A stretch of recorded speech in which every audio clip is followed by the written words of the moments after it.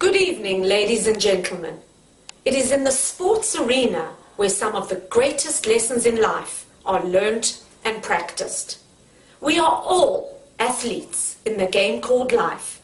And in life, as in sport, the fittest always win. My story tonight starts when I was 25 years old and wanted to do a race called the Ironman Triathlon.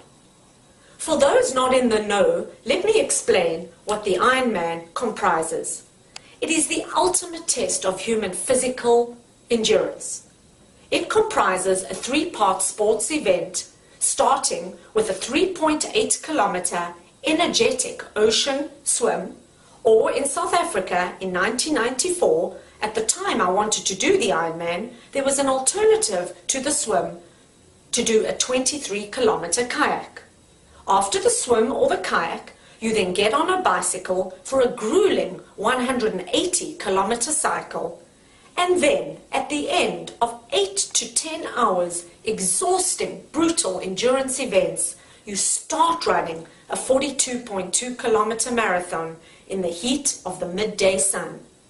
Definitely not for the faint-hearted.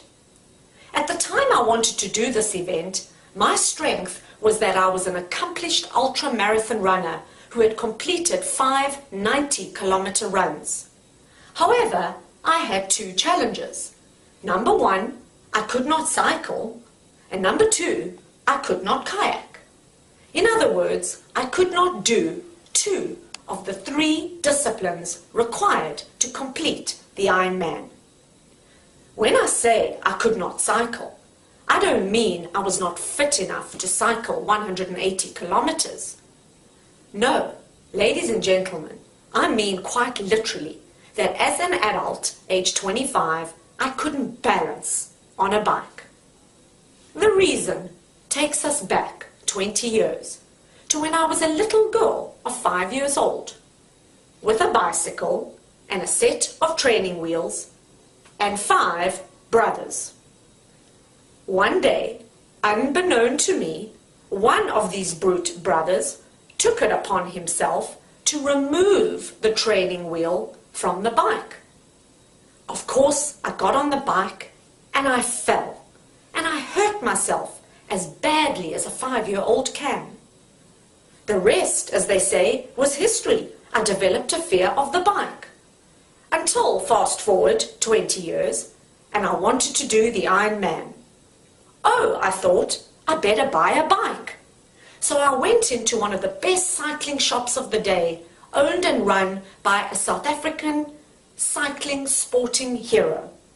And I ordered from this man a state-of-the-art expensive racing bike.